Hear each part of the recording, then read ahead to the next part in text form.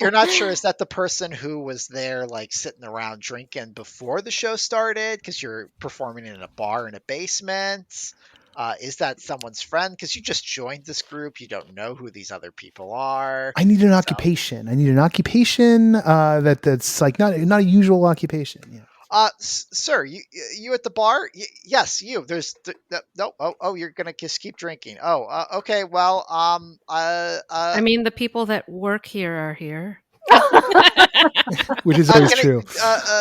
Miss, can you look up from your phone by chance? We just need an occupation. No. Oh, okay. She's turning her back while staying on her phone. Welcome to Wednesday night in the No Proscenium Discord. You are part of the Review Crew show now. That was the warm up. I'm just jumping us right in. Our only friend. Thank you. Thanks for being here. Oh, there they go. All right. Well, okay. Joining us, I of course am Noah Nelson, host of the main podcast, also occasionally host of this podcast. Joining us tonight, some of the usual returning crew. We have the arts editor for No Proscenium. Hi, that's me, Laura Hess. We have the Chicago curator for No Proscenium. Hi there, this is Patrick McLean. And we have the executive editor of No Proscenium. Hello, this is Kathryn Yu. And each week we get together in the Discord and we talk about stuff that folks have seen. We hopefully figure out by the end of this what is probably going to be the pick of the week. And then the pick of the week materializes on the main podcast. And we do it this way because we've decided that this is our lives or something. This week, I don't have a piece, so I'm going to play the role of interrogator of everybody and ask questions. And we're going to start with Laura, who yet again caught an art exhibition here in the Southland.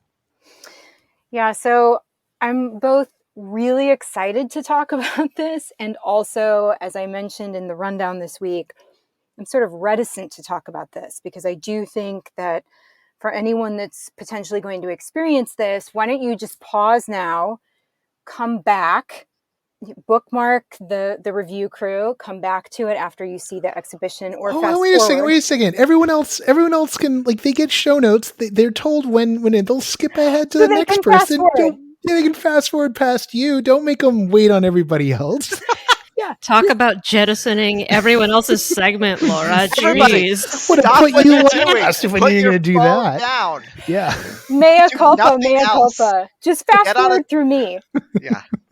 Get on a train, get in a car, get to this thing first. Don't do anything else with your life, then come back. Right. Yeah, that's exactly how it should work.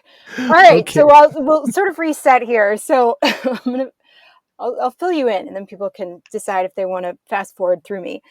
So this exhibition is called Divine Immersion, the Experiential Art of Nick Dong, and it's at the USC Pacific Asia Museum in Pasadena. And Nick Dong is an Oakland-based Taiwanese-American artist, and the exhibition is a series of rooms and sculptures that integrate scientific and handcrafted components, supernatural movements, light, sound, and interactive strategies. And so to be more specific, the sculptures include motorized components, and there's sequences that affect how the sculptures or rooms or spaces are activated. And really beautiful light and sound design also play a starring role. And I wanted to highlight this for a couple of reasons. So I mentioned an artwork recently when I was discussing the LA Art Show, and it's called Last Light by an artist named Carmen Argote. And it's a meditative piece that consists of video and voiceover. And I cited it because it's a really wonderful, gentle catharsis. And I talked about how we've been unable to fully grieve or process the past 18 months because we're still in a state of chaos and fear and heartbreak. And this is one of the key reasons why Nick Dong's exhibition is so deeply resonant. As the museum explains, Dong is extending an invitation to visitors to bring all of their chaos to this exhibition. So the artwork meets you where you're at, wherever that may be exactly. And this is another experience that truly feels like a co-creation while also being deeply restorative and incredibly joyful. So I'm not sure how much I should get into the specifics of the rooms and the sculptures. So I wonder if I should just pause there. Well, like give us a little bit of texture here, right? Like obviously there's more than one sculpture. So Right. you wouldn't ruin everything by telling it. Give us a little something. Yeah, so there's 4 main rooms. And the first room that you go into, it has what just seems like sort of household furnishings. There's a clock, there's a table, there's a chair, and these seem fairly innocuous. They seem like kind of just slightly vintage furniture pieces. But he has integrated moving sculptures with these furniture items in, again, really startling, very delightful, and very mysterious ways. And from there, you go into there's another room called it's actually fans of Yayoi Kusama will be thrilled by this. There is a mirrored space, and it's called Heaven. And I don't really want to say too much else about that. There's also a space that has singing bowls, and there's all these motorized aspects to how the sculptures are activated. And then there's a final room that also has a sculpture and light and sound design. And so you move through these different spaces, and they really build on each other. And there are things, my understanding is that there are some pretty complex sequences that are happening behind the scenes that you cannot see, and how these things are activated and how they interact with the viewer. And one of the things that I should cite about Dong's work is that his whole philosophy and perspective and drive behind his work is that his work is incomplete without the viewer. So again, it's a real act of co-creation. You have to be there to activate the artwork, and you can feel that.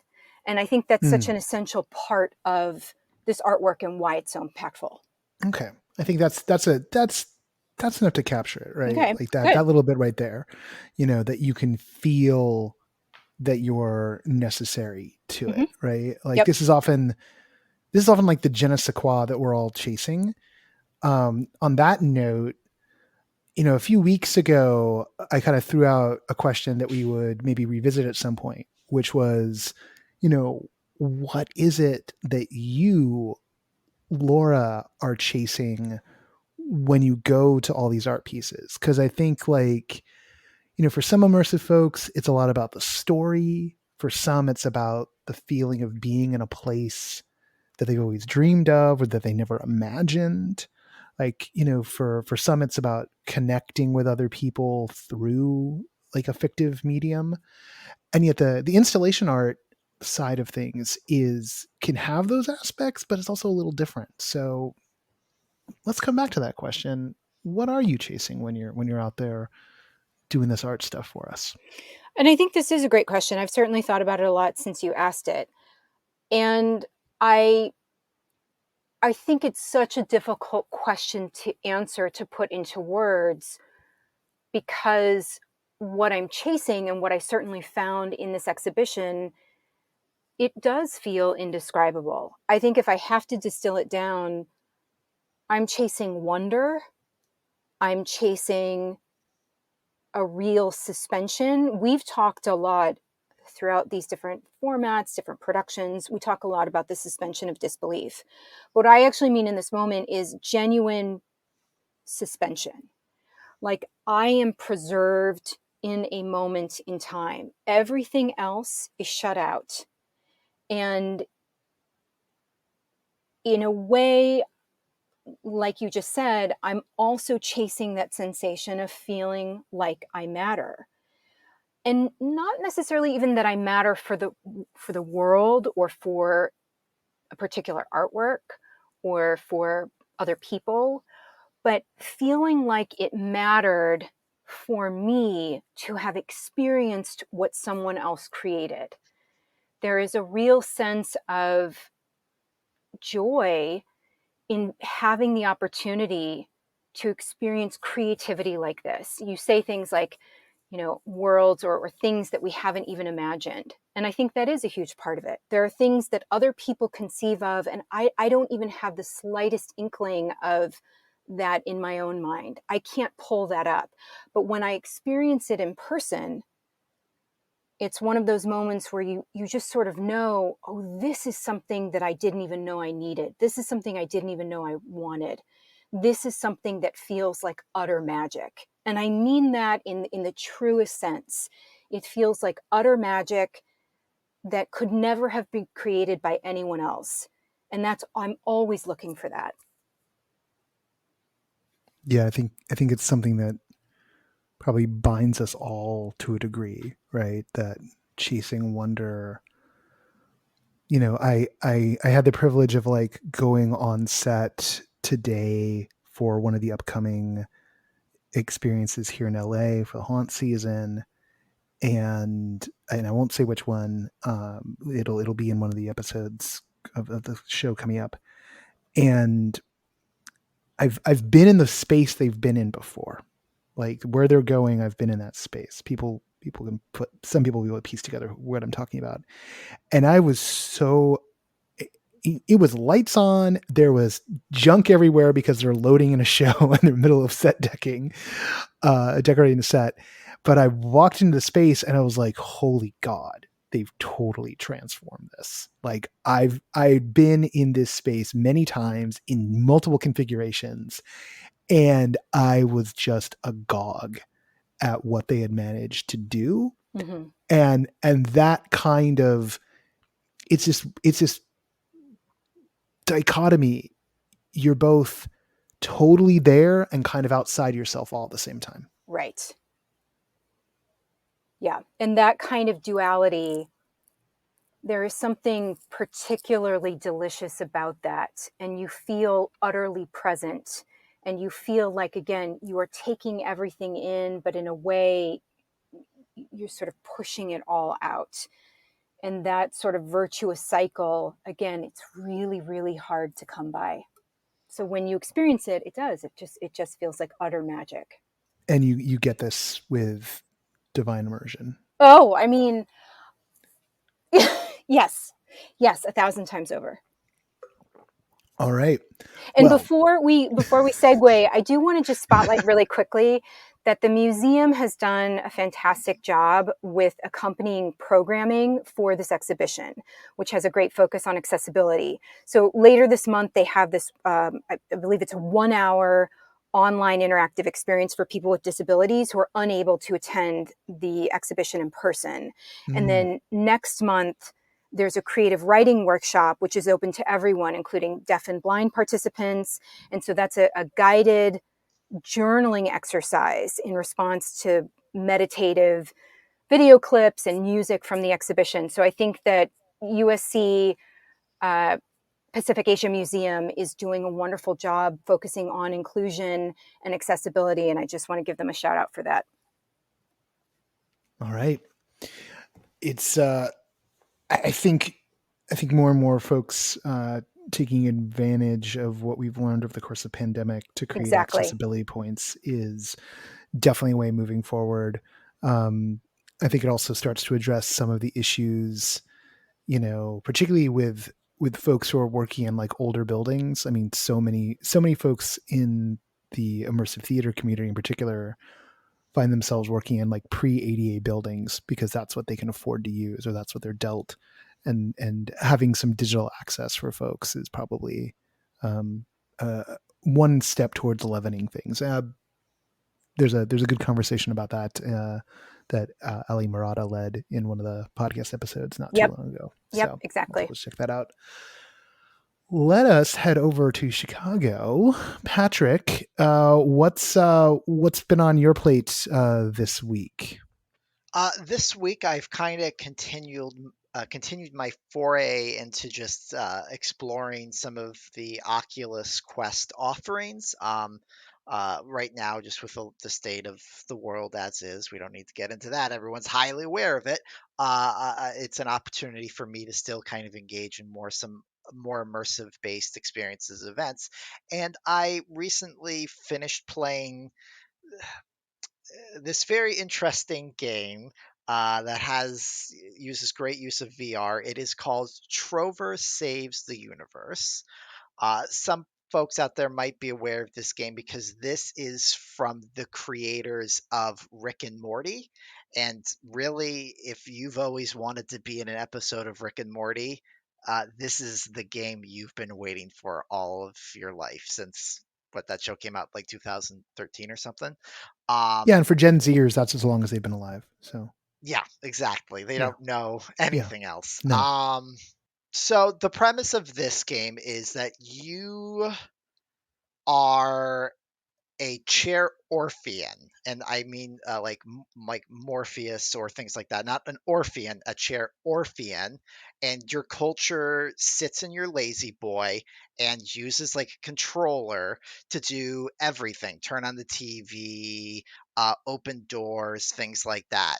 And conveniently, your two dogs that you love more than life itself are kidnapped by this monster madman who is out to reshape the universe to his liking and needs your two dogs to do it, which he then puts in his uh, empty eye sockets. And because they're your dogs, the universe blames you for everything that is going wrong until Trover shows up, who is this another alien species that gives you the ability to control him to move around and fight bad guys, hit him with sticks, jump over things and stuff like that as you engage with a ever expanding universe of gross, off kilter, off color characters who are just saying things because they can talk and there's no way to stop them. And it's an episode of Rick and Morty where the game is amusing in the sense that in the comedy stylings that as long as you keep talking and just keep going, eventually you must say something funny that the audience will engage with. And you play around and you move around. And it's just this goofy, bizarre little video game. Okay, so goofy, bizarre little video game. Mhm. So this is kind of one of the questions, particularly in VR right now. First off, could this have been done and not have been in VR? Could this have worked as a Absolutely, non-VR game? yes. Yeah. Like, because in many ways, all you're doing is Trover is Mario. You make Mm. him run over here. You hit a button to make him jump. You hit another button to him to use his like laser sword stick that comes out of his hands to beat someone. And you trot along until the boss fight or the next objective, and you keep going. And maybe you earn some power ups along the way. Does it being in VR add anything particularly? Does it being in VR change the game? It does a little. I would say it does, and this is the interesting fine line of it all is that because the conceit is your character, the character you're giving agency to the story is sitting in a chair and moving around and using a remote controller, like you, the VR player, is sitting in a chair wherever they are using the two Oculus controllers to do everything. So rather than other games where it's like pretend the controllers are your hands or imagine if they're claws that can snap or something, they have very much leaned into the aspect of going, oh, we know you're just at home sitting around with a controller doing whatever you want, moving around virtual environments. And furthermore, to that said, you don't even necessarily even have to like look around. You can flick one of the joysticks to rotate your character in the game Huh. to look around and see it. So in that sense, while it is a bunch of really cool, beautifully rendered 3D worlds that require you to look around, you don't actually have to physically engage. And I don't know if that's like a part of the commentary of the game too, because there is a ton of fourth wall breaking in this game. Like, constantly Trover's like, oh man, you're like really good at like puzzles. Like, did your like parents like force those on you? And like, that means like you just became so good at them that they become a burden. And like, you just like, that's a thing that you do now. And you just see those puzzles and you see those solutions and you're like, oh my God, like I just have to solve this because my parents beat it into me.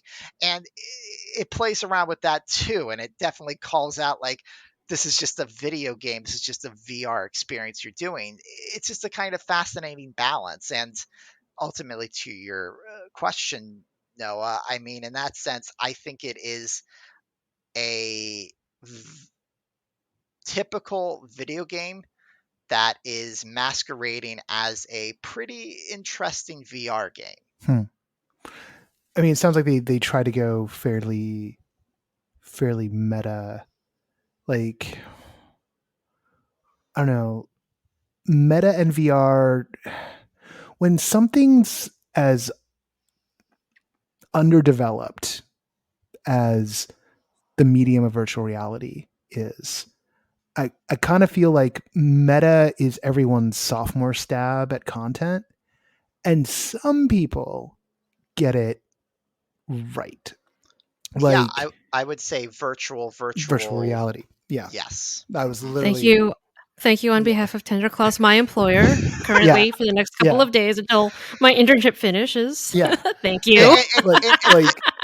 And that's an older game too. That's several years old at this and point. it was a very early VR.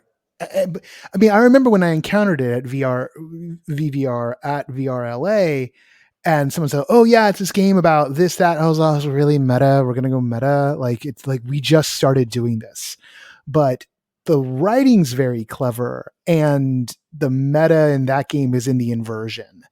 In that, yes, you're in VR and you're in VR, and then you've got to use VR in VR, and it just goes like all the way down. But also this whole idea that you, a human, are now going to serve these AIs, and that Saturnalia effect kind of, I think it's doing something more than meta, right? And I think what really works to that point is that at the end of virtual reality. Oh, don't spoil it. I haven't gotten to the end. Oh, I haven't gotten to the end. I'll admit it. Noah, I need skip ahead 3 minutes. Yeah, no, I can't do that. but I would just say at the end of that game, that leaves you a lot of questions on the nature of reality, where ultimately Trover saves the universe is just like, there's very meta commentary, but I'm not lost in it. I'm not thinking about it. It's not affecting. It doesn't spark additional inquiry. Exactly. Well put. Yes. Yeah. You watched a performance, not so much that you participated in one. Yes. That said, though, I will give them credit is that there are some very big binary choices where it's like, do this thing for that person or do this thing for this other person. And that has some slight ramifications. So there is a sense of action and ownership that, is a little more bigger than kind of classic, like Mario, you just go in the straight line, you do it. There is some impact you do have in the narrative and the story to a larger degree. But of course, you're still on rails. It's, right. How you get there is at your pleasure. Sounds like what I've always been curious about it, but now I feel like I know enough, and like I budget my VR time in very specific ways. Yeah, like I would say, got it. Glad I tried it. It was definitely worth it. Would I recommend it to anyone? Unless Noah, you really love Rick and Morty. I don't know if you're a big fan and you're sitting down watching that every day it comes out. But if that's not doing it for you, then I would say, yeah, maybe eventually, someday. I'll binge half a season once in a while when I'm in a mood. Yeah. Like it's there's times when I really want a little Rick and Morty, but it's not a day it drops scenario for me. Right. All right. So 2 of 3, Kathryn, she of still Tender Claws employment for a few more days. What have you definitely not snuck out on company time to do? Stop. Oh my God. Don't tell Sam and Danny. They're pretty flexible anyway. So what I'm bringing today is a really charming mobile app that contains 8 sound walks. It's literally just called The Walks. It's free to download and it's €5 to get the content. And it has 8 separate sound walks and they're available in a couple different languages, including French, German, and English. And they're like site specific to an extent. So they will often say, this one is intended for a supermarket, and this other one is intended for a cemetery, and this other one is intended to be started at your front door, or a roundabout, or even just somewhere on the sidewalk, or a crosswalk, an intersection, or a roundabout. So I really enjoyed how flexible they were in terms of thinking of the different types of buildings or landmarks that might be nearby someone. And a lot of it is about the joy of walking, the rhythm of being somewhere. I did them in downtown LA. And of course, while it's very hot during the middle of the day here, it is nice to get out and feel like you are part of an environment. They do a lot of great binaural sound tricks. So you will hear footsteps passing by. And of course, like, it's one of those mind tricks. You're like, wait, is there someone actually behind me? Is there actually an airplane above me or no? And I live under a flight path. And so I was constantly trying to figure out if what I was hearing was just inside the sound walk or in my actual, my life, here in LA. And the narrators all change. One of them is very beautiful, kind of meditation on the secret movements that you can make in a supermarket. And it was told by a choreographer. And it's actually a dance for two. So it's meant for two people who've both downloaded the app who hit play at the same time. You each get a different track. And throughout this piece, he's actually asking you questions. And the way that you respond to something that he's asking is you might lift one of your arms or you might turn around. And it's one of these, like, I'm secretly dancing in public. I'm secretly doing this ritual kind of things. Another one, there was a psychologist who talked about how she takes all her clients on walks and learns about their approach to the world, maybe what they're afraid of, what they're not afraid of, if they feel like they're in a hurry all the time, if they're maybe observing the world around them or not. And there was another person who was kind of in dialogue with the psychologist, and he was a strollologist. So the science of walking. So why do we walk? How do we walk? What do we feel when we walk? How does this connect us to our surroundings? One of them was more of a dreamlike meditation told by a small child who was posing all of these very open-ended questions, like, remember the first time that you got to walk alone? Remember the last time you went somewhere and you didn't know where you were going? And then there would be sometimes instructions around, take a picture of the crosswalk or the roundabout or the front of the closed theater. And you could say, yes, I want to take a picture using my smartphone because it's all on this app. And at the end, you actually got to see everyone else's, like, crosswalks and stuff like that. So there's this beautiful gallery of user generated content. A lot of the people who had participated were in Germany because it's a German company. So just being able to see what their street signs look like and where they happen to be. And maybe there's like an accidental selfie, or they've caught some bystanders, or it's just a picture of the sky above where they happen to be at that given time with a timestamp. There's no identifying information. So really you just have the date, time, and location that they took this picture, knowing that this specific picture was taken by someone who did the exact same sound walk that you did. So I thought there are a lot of really lovely touches in here around community building, getting people outside, and then asking you to do things that maybe you would not have ordinarily done. So I always wonder this about when someone pitches a pod play, or they say, like, hey, we've made a thing, we made a pod play. And I think all of us at this point have done various pod plays. And there's always this, like, balance between something that could just be, a radio play, sort of like a radio play by way of serial, maybe, something that is literally just a set of instructions, like a bunch of injunctions, like do this, now do that, now do this, now do that. And other things that are just, dark field radio, like, where it's really, okay, it's an audio play, but it is around you, and it's really going for like the 360 audio. Where on the spectrum is this, and what for you kind of makes Podplays as a format click? Yeah, so I think it's somewhere in between the two latter categories where there is some amount of agency or instruction. Part of it does feel like it might be more guided meditation, but part of it is also asking you, like, look around and go down a street that you've never been down before. Take a turn that that leads you somewhere that you've never been before.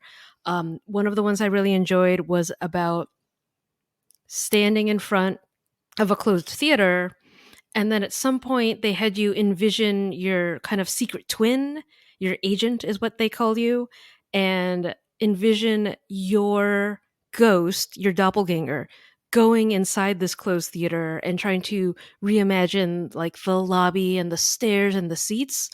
And then they added these sound effects where I heard someone unlocking a door and I just kind of jumped and I was like, wait, oh yeah, it's me. Like, I'm the one who's going inside the closed theater and trying to envision, say, someone on stage and what taking all these actions would be like.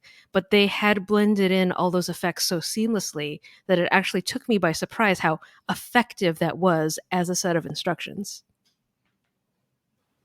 I'm so glad that you just said that, because I was going to ask, having done some of these sound walks that are site specific to, I would say, varying success, I was interested to know how this was site specific, but in such a generalized way.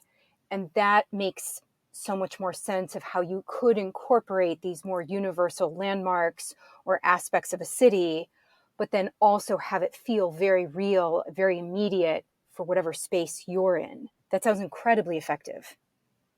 Yeah, and it was €5, and literally anyone in the world can download this app.